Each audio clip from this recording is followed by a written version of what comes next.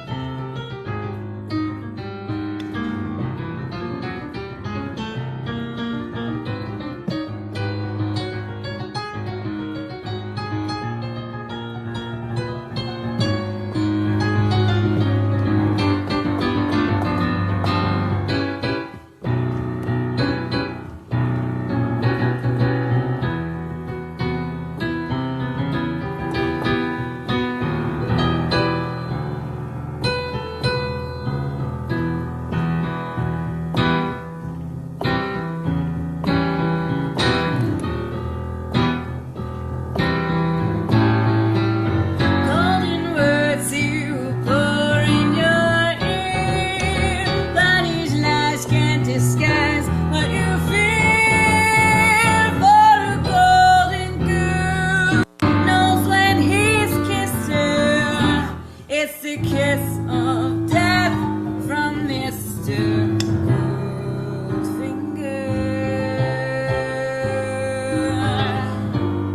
Pretty girl, beware of his heart of gold. This heart is cold. He loves only gold, only gold. He loves gold, only gold.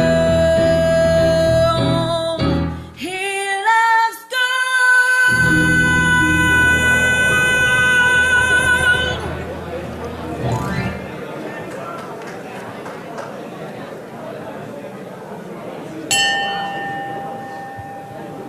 Welcome, Rotarians and guests.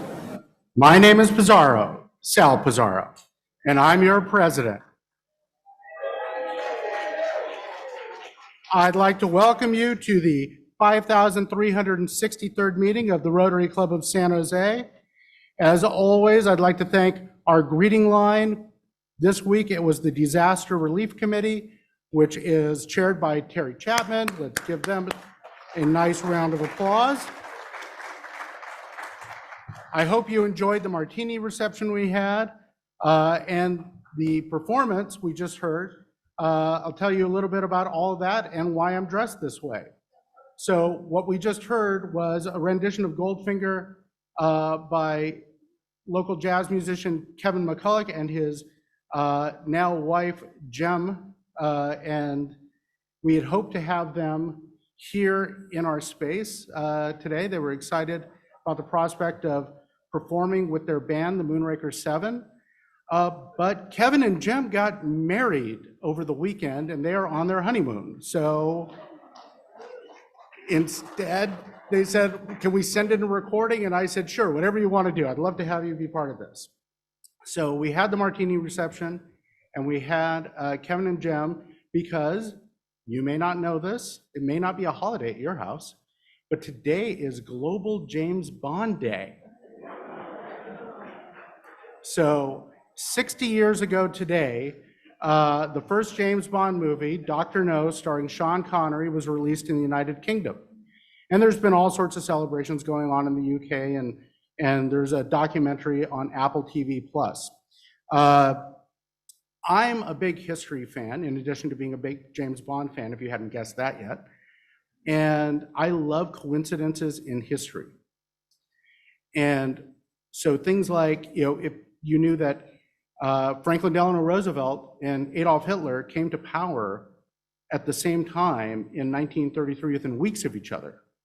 And then they were both in power for 12 years and died within days of each other in 1945. So that's always been kind of a weird thing. So I'm not talking about like the Kennedy-Lincoln stuff that we all learned, although that's really cool too. And that Thomas Jefferson and John Adams, who were political rivals during their lifetimes, died on the same day, July 4th, 1826, the 50th anniversary of the Declaration of Independence, which they had both signed. I mean, that's crazy. Well, there's one that involves today as well, and that is that, well, this is James Bond Day. On October 5th, 1962, Dr. No's released, the same day, the Beatles' first single, Love Me Do, is released in the United Kingdom. So the Beatles and Bond are born on the same day. Who would have thought on that day, that 60 years later, they would both be such big parts of our pop culture around the world. So anyway, that's just a little fun thing. I hope you enjoyed it. Now we're going to get on with the show, and I'll just be the most well-dressed president we've had at a regular meeting for a while. So, couple of things before we move on, though, before we start introducing guests. I do want to remind you that we are having a mayoral debate here on October 19th. And if you have questions for our candidates, Cindy Chavez and Matt Mahan, please send them to Leslie at leslieh@sjrotary.org. You've got that email address, I hope, saved someplace. We want to get as many questions possible for them, so I'll be reminding you for the next couple of weeks about that. And in addition to it being Global James Bond Day, it's somebody in the room's birthday. Is Bart Marshman here? Happy birthday, Barb. Well, still, I caught up on Facebook this morning, so I've been busy. Okay, now it's time to get on with the show. If we could have our red badgers with the traveling mics introduce themselves, and I'll start on my left this time. Good afternoon, President Sal. I'm Suzanne Wolf. I am here with the Downtown Bicycling Brigade that comes to Rotary every week, and I am with Parks and Recreation and local government, and I am always here appreciative of my person that sparks joy with us, Heather Lerner, who is my sponsor, and look forward to joining you this year as part of the Red Badge Group. So thank you so much. Awesome. Alan. Hello, President Sal. Oh, sorry. I'm Alan Williams. I'm just joined Rotary. Been a Red Badger for about 2 months. Heather is my sponsor as well. For my work side, I'm Oracle Database Product Manager for database security. For personal side, I live in downtown San Jose, near San Jose State, and been involved with the scouting program downtown in my neighborhood for many, many years, and represent my neighborhood in transit issues, and currently sit on the Movimiento Community Advisory Group and the Downtown BART to San Jose Working Group. Fantastic, thank you, Alan. Okay, so visiting Rotarians and members of guests could please stand up. Tom. Hi, boss, El Presidente. My guest today is Tom Bondi. My sponsor was Borky, former president. My guest today is Matt Spencer, Vice President of Commercial Banking at Heritage Bank, and he's got a few colleagues here that are in Rotary also, so please. Fantastic. Welcome, Matt. Hi, President Sal. Bert George, Bert. officially liquor wholesale back in the days. I have with me my mom, Bobby George, who is actually She's actually an honorary member, so I don't know if I need to introduce her or not, but she doesn't come all the time, so I wanted to make sure everybody knew she was here. Always Thanks for wonderful to coming, see Mom. her. Maggie. Hi, Sal. I'm Maggie Padavani, and I'd like to introduce Lauren Edwards, who's been introduced several times by Ed Correa, her sponsor. Let's welcome her. Hi. Great to have you back.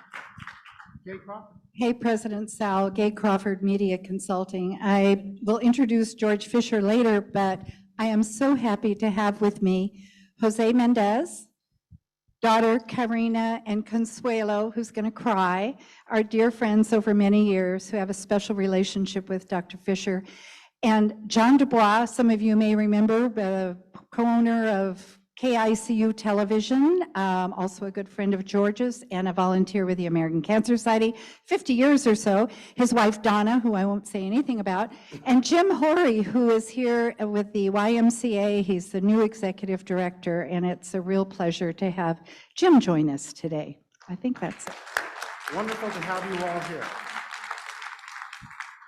Hi, President Sal. Happy Wednesday, Rotarians. My name is Alex Rasamny. My sponsor is the lovely Celeste Drake. And my guest today is Quan Che, who works with us at Heritage Bank in the construction group. Great to have you here. President Sal, I'd like to introduce two guests to you. First in the orange is a student from San Jose State, lives at the I-House, Topanga Schuberg. Kids at San Jose State are pretty smart. Topanga is no exception. Her major is molecular biology. Woo! Fantastic. Also to my right, Bill Cater, who comes here from Santa Ana, El Salvador, to attend our feast on Friday, our partner in projects. And I know Hey, we'll hey. hearing from Bill later. So. Yes. President Sal Racing Castañeda. My sponsor is in San Miguel de Allende, I think. My guest today is Ana Antonio. She's the executive director for East Valley Family YMCA. Great to have you here, Anna. Hi, President Sal. Dick Conniff, my guest, I have two guests today. My wife, Sandy Conniff, who also volunteers for the American Cancer Society, and my colleague from the Symphony San Jose Board, Bunny Layden. Bunny, good to see you. Sandy, always good to see you. And that looks like it's it. Great.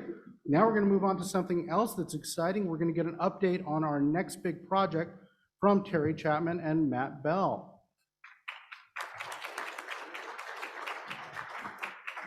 Thank you, President Sal. Aren't you glad I'm not here talking about membership for a change? Really excited to be giving you an update on the next big project. Terry and I are here representing our committee. We've been at it for a little while now, you might have noticed. And as you probably know, and you recall from the last number of weeks, last number of months and years, I should say, we had a course correction, and now we are on what we think is an excellent track for the next big project. I want you to know that we have presented this concept, another version of this presentation to both boards, the club board and the foundation board, and both have overwhelmingly approved the concept of the project and approved us moving forward with it.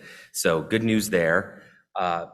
So let me jump in. And by the way, we've been remiss in not providing more regular updates. You're going to start seeing us more and more, especially with some of our partners in the coming weeks. So stay tuned. But just jumping in here, what is it that we are trying to address in our community? You can see the numbers here. More than 5% of the county's population, over 100,000, do not have healthcare insurance. And it's similarly the number of unhoused, and this is an old number. I think we can know that this number is even higher now. Probably more than 7,000 unhoused in San Jose and more than 10,000 in Santa Clara County. And that's been increasing rapidly over the years, especially with COVID. There are a lot of barriers to healthcare, access to healthcare out there. You know, lack of transportation, distance of healthcare facilities, immigration status. You know, all those different things are making it difficult for, as you've seen here, a good chunk of our population not having access to healthcare. So, what is our response going to be to this crisis? It's a state-of-the-art mobile healthcare clinic serving the greater San Jose region. You can see a picture here as an example of another one that exists at the Rotary Club of Concord. By being mobile and going to different sites all around the region, we're going to be able to access more people closer to where they live and provide that kind of access to healthcare. But one thing that's really important is to understand is we're not just looking to address the standard kind of episodic as needed healthcare, but really doing that, but in addition, really bringing people into the healthcare system, referring them to the resources and other wraparound services they need, that they so desperately need that they don't have access to right now. The other big issue that we're solving is a long-term home for Rotacare of San Jose. As many of you know, and many of you have volunteered at the Washington School here locally, that is not an adequate facility, and the timing on that is ending in the near future. So the combination of those two things will make for this to be a very highly used and impactful project. And we have brought in partners to join in the delivery of the healthcare, and that includes Catholic Charities, San Jose Rotacare, as I mentioned, and the Order of Malta, and we'll talk a little bit more about them in a bit. What about the impact of a project like this? We estimate that over the next 15 years, and I'd say conservatively, that we have the opportunity to serve more than 30,000 people. And again, not just serving them because they're sick or they have an injury, but really taking them and transforming their experience in their lives into access to healthcare on an ongoing basis, as well as access to other wraparound services, whether it's mental health, transportation, housing, et cetera. Right now, I'm going to turn it over to Terry, who's going to talk a little bit about our partners and the mobile clinic itself. You know, the first thing we do is take a little step back to remind you, I know we have a lot of Red Badgers here and they're probably going, what is this next big project? Well, the Art Club decided a number of years ago to put $100,000 a year aside every year for 5 years, so that at the end of the 5-year period, we have a $500,000 to put towards a project. And a committee of about 14 of us or so were chosen to actually figure out what this project was going to be. So that's kind of give you a little bit of those newbies here, maybe some of the guests here, thank you for coming, you know what we're talking about. So we're looking at partnering with 3 different organizations. The first one is Catholic Charities. Catholic Charities of Santa Clara County is the social service and social ministry arm of the Catholic Church. They serve everyone, regardless of religion. They provide emergency relief, food, housing, health, immigration support, jobs, public benefits for anyone, including individuals and families. They serve more than 100,000 people a year, so they're a very large organization. They're a separate nonprofit from the Catholic Church, and they have their own board of directors. And actually, the ED is one of our own fellow San Jose Rotarians, Greg Kepferly. So we've been working with him. But they're part of a larger organization, which is the largest organization nationally to provide social services, and that's Catholic Charities USA. And the USA organization serves about 8 million. So the other organization we're looking at that you're probably familiar with is Rotacare. They were established here in our district in 1989. They have 10 sites in the Bay Area, and one of them is one that we support. Our Rotary chapter supports. We have a committee that does that. They are known as being the safety net below the safety net. So they provide free volunteer-based healthcare, which is really critical in the county. And they also have their own board, and we've had several of our past Rotarians serve on that board, including Candace Roney and Brad Barron. The organization that you might be least familiar with is called the Order of Malta, and that's interesting because they have about 13,000 members worldwide, but they're one of the oldest continuously operating organizations in Western civilization. They are a lay Catholic religious order that was founded about 1,000 years ago, and they run free medical and legal clinics. Did I just move that by accident? I think I did. Free medical and legal clinics, and they provide care and food and things like that for the needy. In our area, there's about 800 people, what they call the western part of the United States. That's our area that they're working with. And there's about 800 people there. They run a clinic out of Oakland, a free clinic that's been running for about 15 years now. And that clinic sees about 5,000 people annually. And again, we're lucky because one of the main people there, it's called their hospitaler, who is in charge of their charitable giving, is Mike Block, who's a prior San Jose president here. So San Jose Rotary president, so that's wonderful. So, okay, this slide will give you a little bit of information about what each organization is doing. Catholic Charities is going to be the managing partner. The actual vehicle, whatever it winds up being, will be given to Catholic Charities, and they will manage everything underneath of that. They will look at the operations, the maintenance, where the vehicle goes, make sure it doesn't go to the same spot all the time, what days of the week, who's getting what days of the week, what's happening. They're going to be managing all that, including also the medical professionals. They'll be helping to secure those medical professionals. Rotacare will be operating the clinic 2 to 3 days a week. We anticipate that it's going to be a little bit of a ramp up. Not everyone is going to be ready to go immediately full force, so it'll probably be 1 or 2 days ramping up to 2 to 3 days a week. They will also be recruiting medical personnel and enrolling people in the healthcare system. The Order of Malta will probably be providing care 1 to 2 days a week. And in addition to that, they've stepped up to provide the maintenance care for the vehicle and some of the operating expenses. So we put together a robust group here, and it wouldn't be surprising if we wind up adding 1 partner or maybe even 2 later on, but these are the ones out the chute. Okay, here's a sample vehicle that Rotacare uses up in Concord. It's not what we're going to be having. We're working with our partners to figure out exactly what the needs are, but you get an idea of what this kind of thing could look like. We have a few things that we still need to do, and one is we're working on the operational model. We're working on our MOU with Catholic Charities. There's always going to be a need for recruitment of medical personnel and finishing up the operational costs. And I guess the last thing I just wanted to say is that with this project, it's not just the people we're going to be serving, but it's going to have an impact well beyond that. For instance, if you have, a father who is out of work because of medical care, it impacts, the income that's coming into the family. It impacts the whole family structure. It derails a lot of things. So we see this as being one of these things that's really going to have a ripple effect on the community. And I guess that's it. Thank you. More to come in the coming weeks. Thank you. Thank you very much. And next, I'd like to bring up Julia Matsushima to talk about a special event at the Play Garden. Hi, everybody.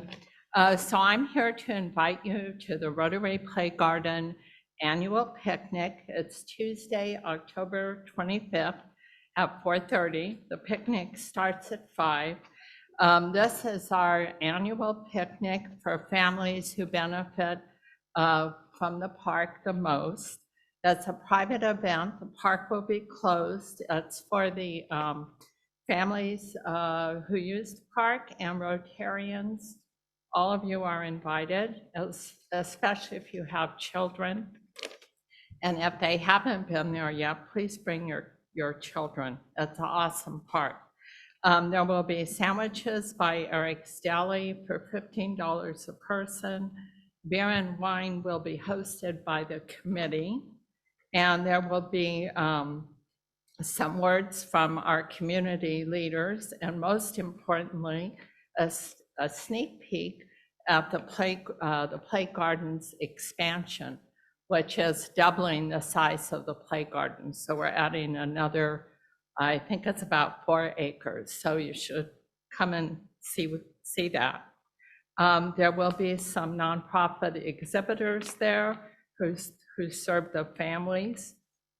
And anyway, hope to see you there. If you haven't been to the Play Garden, and for you members who don't know about it, please come and see what it's all about. It's an awesome spot. Thank you. Thank you, Julie. That was a highlight of the Large Club Conference visit, by the way, seeing the Play Garden. Next, let's welcome Mike Fulton, who is going to introduce us to Bill Caterer. Mike? How do I forward this? All right, I hope to see many of you on Friday. We have our International Feast, 5:30 at the Gordon House, a great party. The proceeds benefit schools in El Salvador. And I think, as many of you know, the last 3 years or so, we've had 12 projects with schools in El Salvador, and every one of them, our partner has been the Rotary Club of Santana, El Salvador. And coming here to attend our feast is Mr. Bill Cater, former president of the Rotary Club there. Thank you, Mike. Thank you, Mr. President. I just make a note for 1 minute. Okay, it's a great honor to be here with you. I come from a small club, only 16 members, and it's very a privilege to see a big club and see how it works. I want to thank you for all the help you have made to our people. You have changed lives. If you could come, our house, mi casa, es su casa, we have plenty rooms over there with the Rotarian houses. And you will love to see how you have changed the face of these children in these schools. Really, we are very thankful. And we want to make a big thank you to Mike because he come, assess, to see what we're going to do, and then go back and see if we do it, if we did it. Thank you very much. Thank you. And I'm looking forward to seeing you all on Friday at the feast. And now, moving quickly, we are going to bring up Ray Castaneda and Rose Simmons to talk about an event supporting Rotacare. Very quickly. There went 20 seconds. First of all, Bobby, it's great to see you. Thank you for coming today. Thank you. We are on the table. You'll see some flyers there. It says celebrity bartender. And the beneficiaries are Rotacare, we talked about, and East Valley Family YMCA. I'll let Rose here say a couple of words. Thank you, Ray, and thank you for supporting Rotacare. I think you heard from Terry a little bit about the Rotacare in San Jose. The Rotacare Clinic meets twice a month, and they actually provide services to patients in the clinic, and every week they actually provide telehealth services. So we're really excited to see that support in our community because it does provide support to the unhoused and the uninsured. What we also do as a committee, we weekly provide and deliver meals for the volunteers that actually volunteer there. One of the things that we're always looking for is new members. So if you're interested in supporting the Rotacare Clinic, please let me know. And also we need more volunteer doctors. So thank you for your support. Now, if you look at the flyer, you'll see Bert, George, and the Dirty Dozen. The Dirty Dozen are all past presidents. And I asked Christy Silva, should we get rocking chairs or chairs for them? And she said, rocking chairs would be a good idea. But anyhow, we're partnering with the Capital Club. Sabor del Valle is partnering with the Capital Club. And the reception is sponsored by the Capital Club for the celebrities. As you see, we have a ton. It'll be a great event. Register by going to this barcode, and that's it. And I can see him here. Got to raise some money. Thank you. Okay, we are a little behind, but we're still going to ring the bell today. You know how this works. If you've got good news, stand up, share it, and I'll ring the bell for $100 going to our endowment. Do we have anyone? I've got in the back there, we'll start with Ron Drake. Good afternoon, Mr. President. I'd like to ring the bell twice in honor of you and the delicious libations you brought today. One ring for the vodka martini and one ring for the Vespers. Thanks, Mr. President. Thank you, Ron. For George. I would like to ring the bell 1,000,000 times, but I can't do that. But I'll ring it 5 times. To have the doctor here today to speak, he did something for my mom 12 years ago that we will forever be grateful for. Won't get into it because I know we don't have a lot of time, but I'll ring it 5 times. Thank you. Hi, President Sal. Hi, Kathleen Thomas. I heard that thanks are in big order to Marie and Helen Lambert. I don't know if she's here today for stepping in at the barbecue.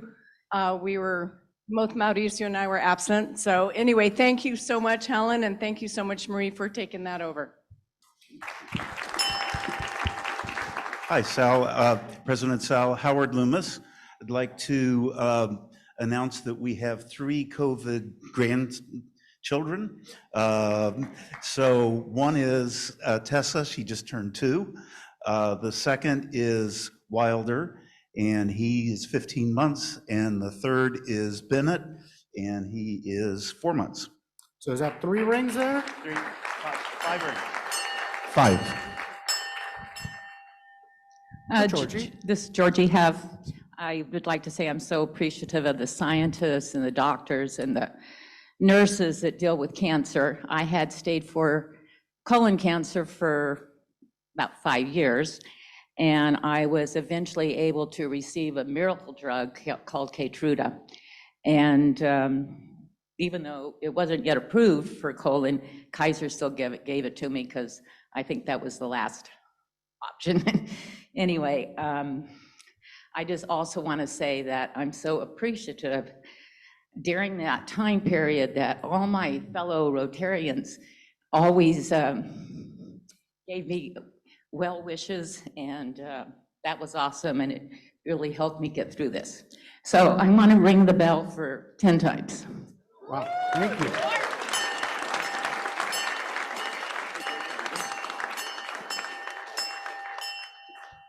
Tim. Yes, good afternoon, Tim Gill, and that's a tough act to follow, but I want to ring the bell for Josh Burrows. 19 of us just got back from Mexico City and delivering 250 wheelchairs, but Josh Burrows organized this trip, and I think he's done it almost every year since 2008, did a wonderful job organizing with the Alliance Club in Mexico City, but also want to ring the bell for Fernando Sasueda. He is a tremendous ambassador for Rotary in Mexico City, and he just did a great job in communicating, so I want to ring the bell twice. Thank you. Thank you, Tim. Great. I'd like to ring the bell 3 times for my grandsons, my grandkids. Luke is now 5 months, and we get him every Friday, and it's such a joy. And then our Mason is a freshman at Baylor University. Nina Bella is a junior at SMU, and the other 2 are outstanding sophomore athletes, yes, in Austin, Texas. Love my grandchildren. They're a blessing from God. Thank you. I'll just do a quick ring for that. John Dubois. Hey, I'd like to ring the bell twice, and 1 for George and 1 for Gay. Thank you, John. Mike.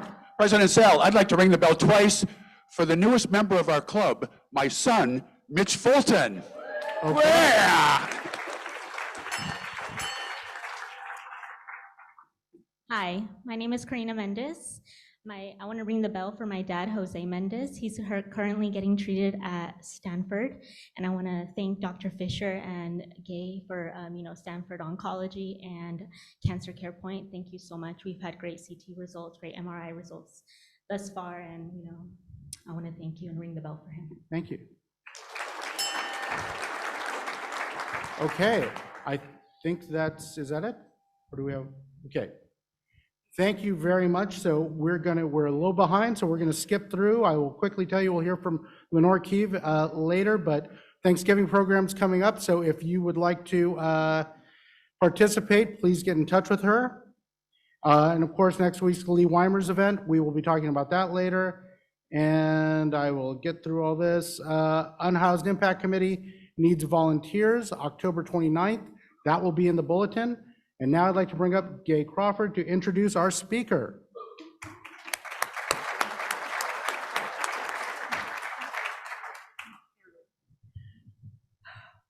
George Fisher's curriculum vitae is 24 pages, so I'm not going to read it. It's filled with wonderful community involvement, publications, awards. He is a caring clinician and researcher who also advocates for compassionate and comprehensive care. I will tell you that Dr. Fisher serves on the National Cancer Institute GI, gastrointestinal for those of you not in the business, steering committee, and is responsible for approving all randomized GI cancer trials within the National Cancer Trials Network. He is passionate about clinical trials and prevention of colorectal cancers, and also the research for new molecular biomarkers and imaging research, which represents so much hope for the future of many of these very difficult cancers. I've known George for over 20 years, mainly with my work in the American Cancer Society, where we served as co-chair and president. George taught me and others that colon cancer is actually one of the most preventable cancers. It was sort of an aha moment because most cancers are not preventable. And it inspired me, slide, I have to say, to dress up as Polyp Man for the Los Gatos Holiday Parade. Yes, that's me. George has treated celebrities. He's appeared on 60 Minutes and is a sought-after speaker. He's speaking to the American Cancer Society tonight down in Morgan Hill. So please give a warm welcome to Dr. George Fisher. He has saved many of the lives of my friends and colleagues, as you've heard today, some of them in this room, and we are all forever grateful to Dr. George Fisher. Take down the slide. Well, she's blaming me for her fashion statements, I'm afraid. So I hope you all have coffee. I've got mine, so I'm going to stay awake for this talk. I'm determined to. I will say that it's important when you're a speaker to have a picture from 20 years and 30 pounds ago. So thank you for that. Well, cancer is not a fun topic for a lunchtime crowd that's so giving, but I just wanted to give you a sense of where we've come and where we're going. And so I'm going to be very brief with the past. The past, my surgical friends will say that a chance to cut is a chance to cure. And in fact, surgery can cure many cancers if they're caught early enough. So there's a lot of attention to try to get an early diagnosis so that a surgeon can go ahead and remove the cancer and give a decent shot at cure.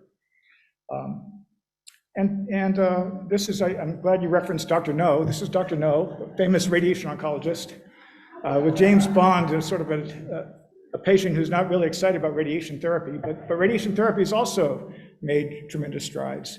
And in fact, right here at Stanford was the first linear accelerator that applied radiation to patients with Hodgkin's disease and cured the first patients that they treated.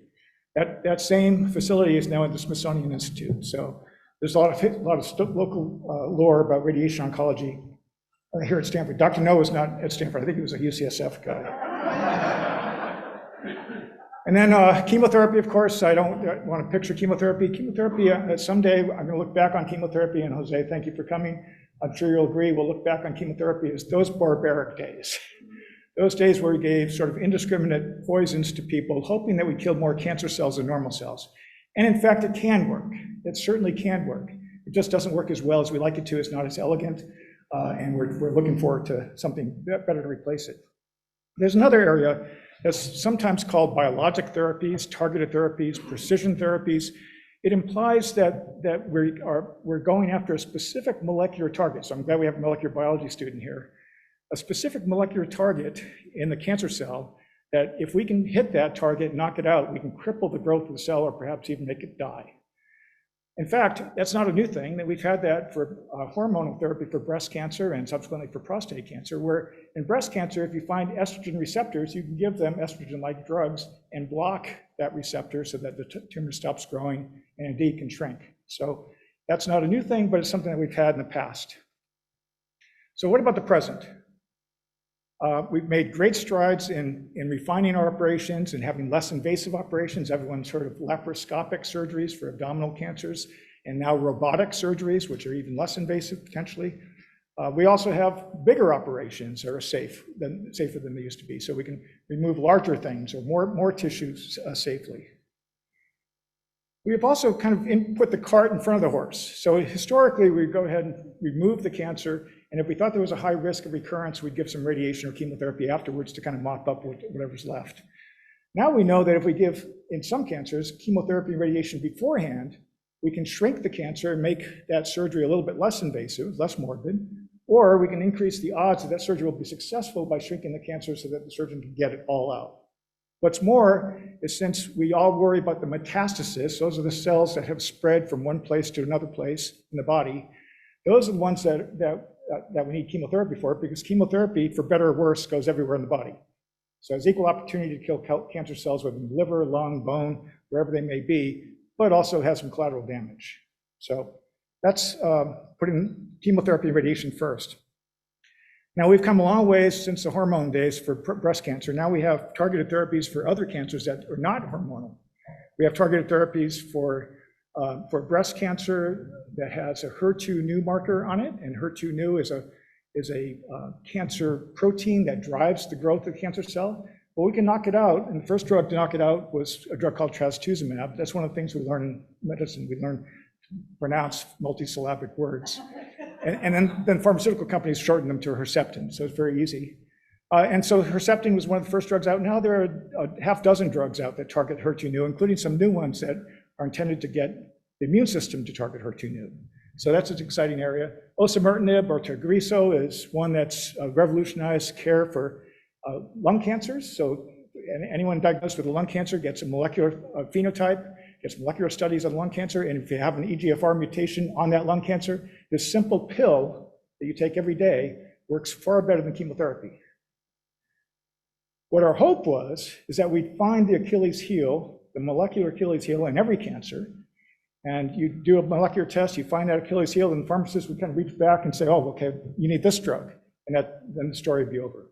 But it's not that simple. Not all cancers have that molecular Achilles heel.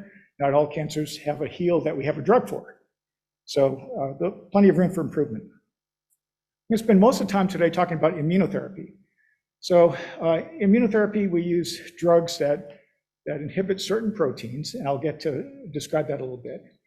But the current immunotherapy works best for those people who have a pre-existing immune response against the cancer. So I'll show you a little bit what that means. So I'm going to give you immunotherapy 101. There will be no tests, so relax. So first of all, it's important to know that the immune system is programmed to recognize foreign things. The immune system has cells to recognize things that are not self. It can distinguish between things that are normal proteins and abnormal proteins. And that allows the immune system to attack viruses, because your normal system doesn't have any proteins that look like the viral proteins, bacteria, and potentially cancer cells. So that's what the immune system does. Unfortunately, the immune system is not that great at getting rid of cancer, at least in its native state. Now, we all know that tumors have genes that are mutated, and some are mutated more than others. But tumors have mutations in genes which serve as a blueprint for proteins. And so if you have an alteration in the blueprint, you end up with an altered protein. And an altered protein means that the form is a little bit different. It looks foreign.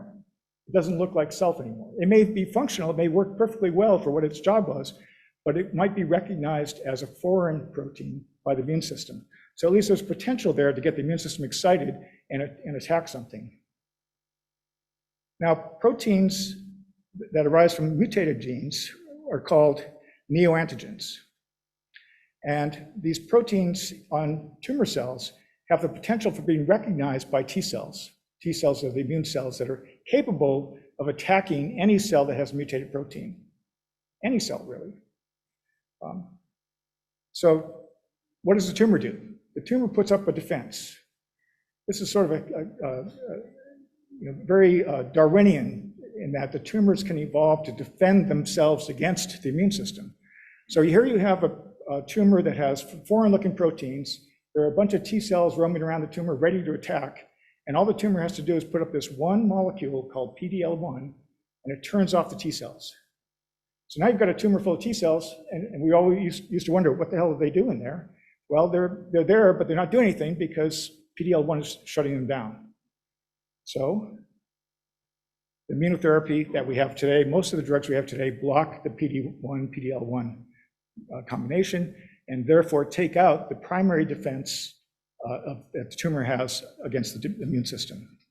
So if there are pre-existing T cells that are primed to attack the cancer, all you need to do is get this drug that blocks the PD-1, PDL1, and all of a sudden the tumor disappears.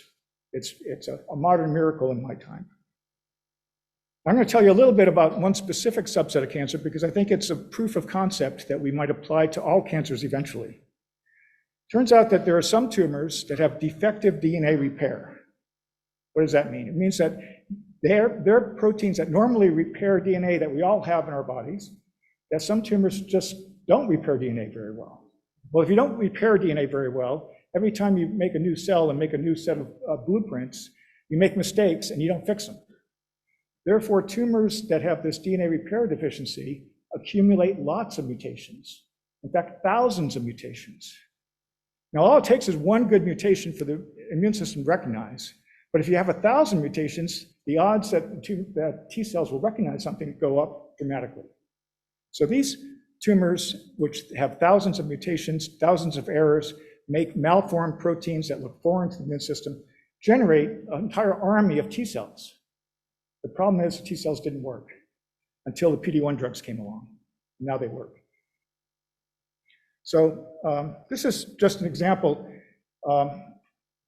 These are cancers on the bottom that are ordered by the number of mutations per megabase DNA. So the density of mutations, if you will. And you don't really have to read that, but to the right, where you have the most highly mutated tumors, those stars are FDA-approved indications for this immunotherapy. So you can see that all the FDA-approved indications are to the right for the higher mutated cancers. The only test question I ask medical students is, what's in common with all those stars? Melanoma, lung cancer, esophageal cancer, bladder cancer. They're smoking diseases or diseases where there are mutagens, like ultraviolet light. The source of those cancers, even the cause of those cancers, are something that cause a lot of mutations in the normal cell, and therefore in the cancer cell, and immune cells can recognize that. That's why those cancers are so susceptible to the immune system. But that's not what I'm going to talk about. I'm going to talk about this one little star at the top, where there are more mutations than any other cancer, and this is called microsatellite instability or deficient mismatch repair. So these tumors do not have a good repair system for one particular type of DNA repair, and they're the ones that accumulate tons of mutations, even thousands more than the other tumors. So a friend of mine at Hopkins postulated that if those tumors had the most mutations, maybe they'd be the most sensitive to the immune system. And so he asked us to join, Stanford to join their study, and we looked at patients who had this DNA repair deficiency in all kinds of different tumors. So all those different colors there are different cancers. The ones in red predominate because this is most common in colon cancer. So if you have a colon cancer and you get this drug Keytruda, it was nicely introduced early on, and if you have that particular DNA repair defect, the majority of patients have great responses in terms of shrinkage of the cancer. Each one of those bars represents a single patient with that cancer. And the change on the left axis, if it goes down by 100%, that means that cancer's gone. The cancer has disappeared. If it goes down by 50%, then the cancer is 50% smaller than it was. So you can see just by looking at each patient that the majority of patients had tremendous benefit from this drug. All of these patients had multiple prior treatments, none of them worked. So subsequent to that study, Merck got very excited about the work that we did with Hopkins, and they did a larger study, an international study, and they got it approved by the FDA. In fact, now it's the standard treatment. If you have an MSI colon cancer or a deficient mismatch repair colon cancer, you get immunotherapy now, not chemotherapy. It's far better, far less toxic than chemotherapy. And there are people who are cured as a result of that. Cured, where chemotherapy, unfortunately, did not cure as many. So I thought I'd give you a little vignette. It doesn't show particularly well, but what I'll do is I'll point out this is a CT scan right through the belly.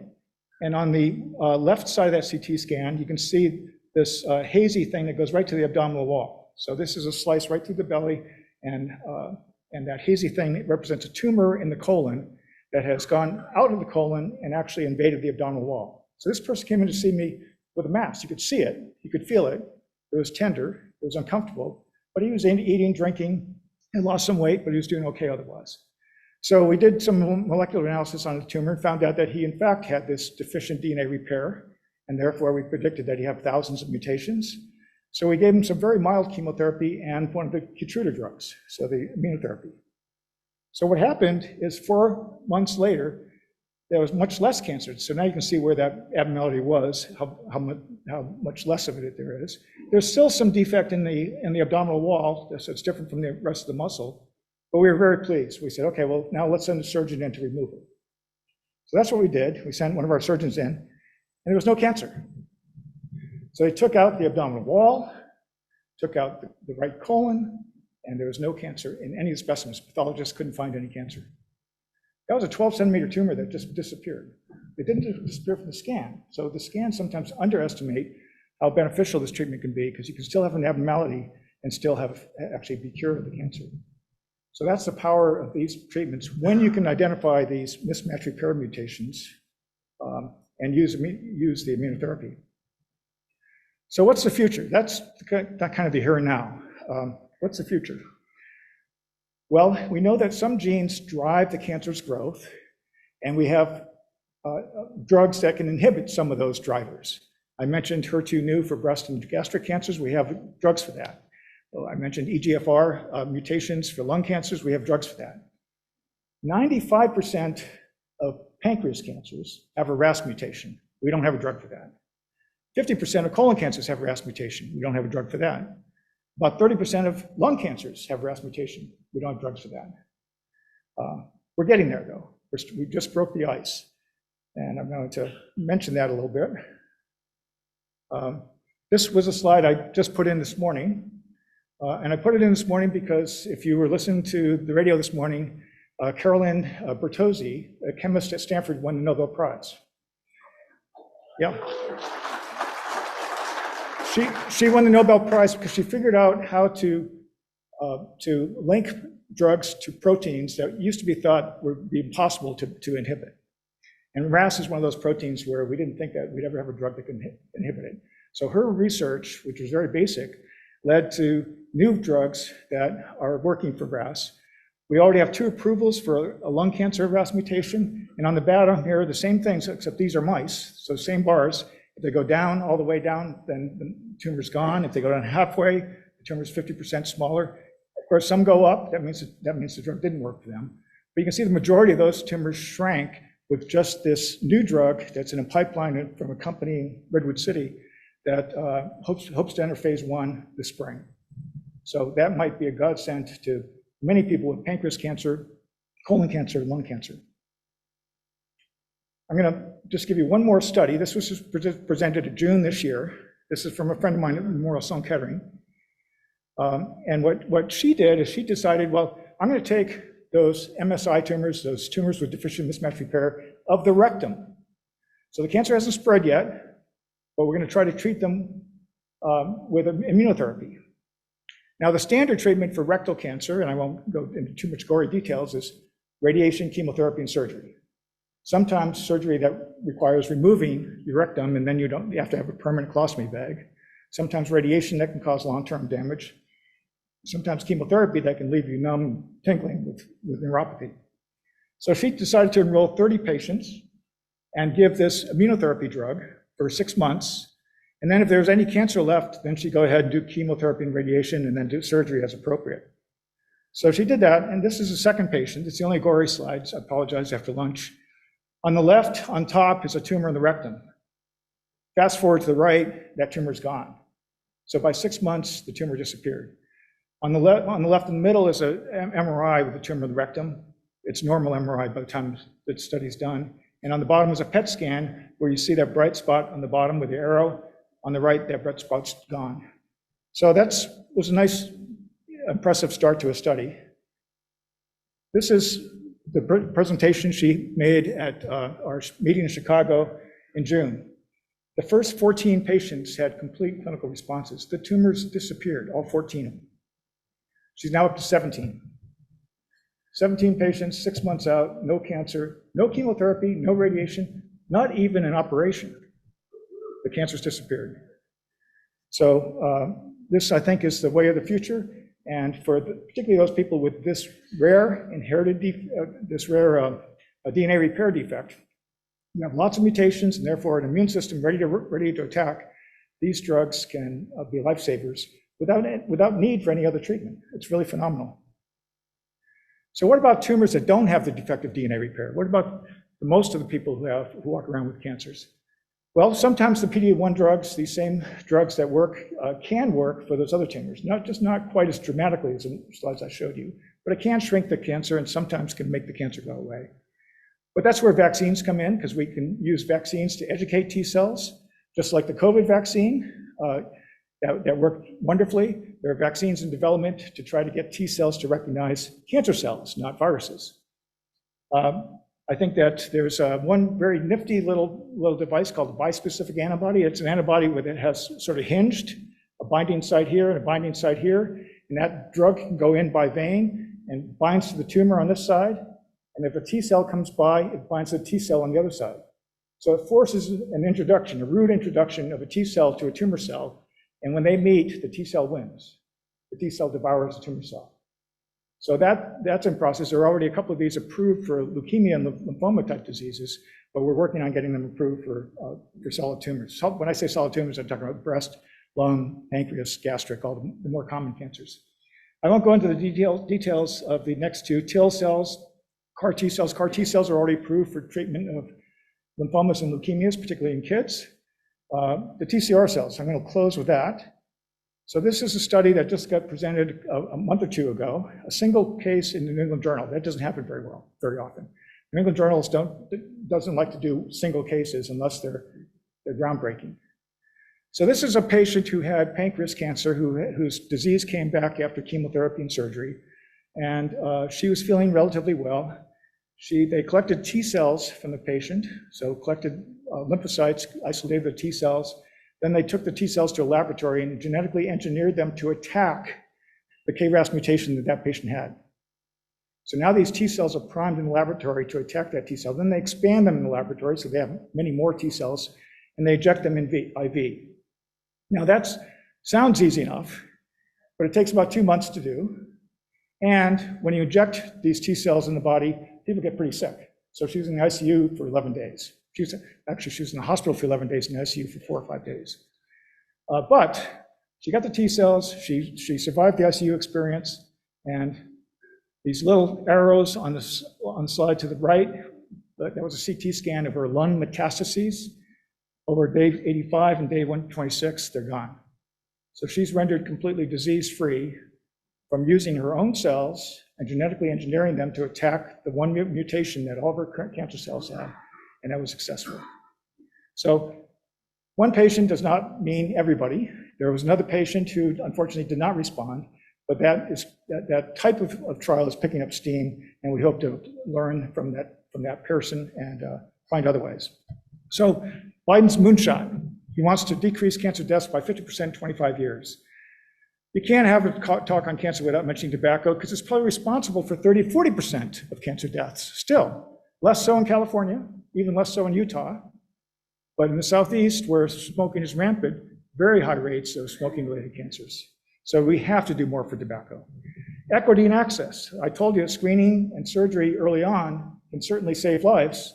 There's not equity in terms of how many people get screened. So that needs our attention. Identifying those people who are at greatest risk. We have new circulating tumor DNA tests now that are being studied, are commercially available, but they're being studied. And they have the potential to identify cancers way before CT scan diagnosis. They talked about colonoscopy. Colonoscopy really prevents cancer, because if you remove the polyps that become cancer, you don't get the cancer. So it's not just early diagnosis, it's actually prevention. So removing polyps can prevent colon cancer. And I think that better use of immunotherapy will convert some of these very interesting shrinkage or control of cancers into true and honest-to-God cures. So a few years ago, I thought about retiring. In fact, I was going to retire here in Bodega Bay. And I was just thinking, it's not a bad place. Retirement sounds good.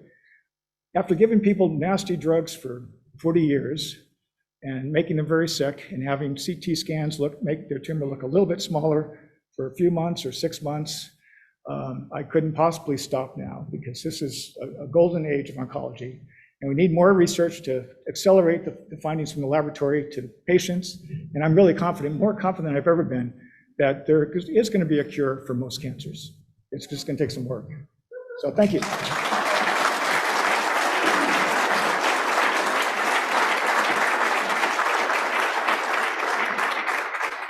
And happy to take any questions. Yep, we've got a couple of minutes for a couple of questions. Why don't we start with Fernando? Thank you, Doctor. Are there any markers that a body has that can tell the medical profession that they have something like a cancer in their bodies? So in Star Trek, they had that little tricorder that just roam up and down and say, okay, well, you got a problem in your spleen or something. We're not quite there. We do have whole body CTs and MRIs that people are experimenting with, but that's not going to be the answer. I think that the circulating tumor DNA and RNA, and maybe other proteins that are being found in the blood, might give us the best clue to an early cancer. What you want to find is not an advanced cancer. You want to find an early cancer at a time when you have a chance to cure it. And potentially, if you find an early enough cancer, you have a chance to prevent it. If we could diagnose polyps with this blood test, we wouldn't have to do as many colonoscopies. We just do a blood test and then only do colonoscopies on those people with polyps. So we're getting there, and I think that there will be an answer for most cancers, but not all. Thank you. Steve. Dr. Fisher, wonderful to have you as a guest today. Thank you for coming. I met you a few years ago doing some work, volunteer work for the American Cancer Society, and I was flabbergasted visiting Jennifer Cochran's lab, the fact that you all have to raise money for your labs to do your work. And I wanted to give you a chance to tell everyone how they can support cancer research. Well, thank you for that question. Do you have my hat? I'm going to pass it around. I got the bell here. So philanthropy is a big part of cancer drug development and early stage discoveries, no doubt. I gave a talk to a bunch of donors at Stanford one time, and they were sort of shocked to hear that I don't get paid for teaching. I don't get paid for research. So I get paid for the patients I see. That's it. That's why I make about 2/5 of what a private oncologist makes, because I only work 2 days a week. The rest of my time is research and teaching. So we don't get compensated for that, but we do it because we love it. And we always need more. So the American Cancer Society is a wonderful source of funding for cancer research at all levels, from basic science all the way to clinical trials. Your favorite institutions, whether it's San Jose State, Santa Clara, UCSF, well, maybe not UCSF, Stanford. I mean, there's lots of good research going on right around here, including UC Santa Cruz. So some people have an affiliation, want to donate to their institution. You can donate that and specify cancer research, and it'll go to the right cause. But yes, philanthropy represents a significant portion of the research dollars that we use. And most importantly, that gives us the chance to do pilot studies that the NIH or the National Cancer Institute would never fund because we don't have enough data. So that lets us generate the data to get the bigger grants from the NCI. Thank you for asking that. And last question, we have Tom in the back. Thank you, Doctor. Can you please address glioblastoma and any new treatments, therapies, drugs in that category? Yeah, glioblastoma is a tough one. So glioblastoma, of course, is a brain tumor. It occurs in all ages, including little kids. It is a tough one because it grows out like fingers in the brain. So surgeons have a rough time getting a negative margin because they just can't take a lot of the brain out. So it's hard to cure. We don't have good chemotherapy because the brain has this something called the blood-brain barrier. So the brain is designed so that drugs don't get there. So only a few drugs penetrate the blood-brain barrier in order to get to where the cancer is. So we rely on radiation a lot. Yeah, so it's a tough one. There's lots of work going on with immunotherapy, trying to sneak immunotherapy into the brain, but I don't know if there's any major hits yet. Good question, tough disease, so yeah, we need more money for that. Thank you, Doctor. Yep.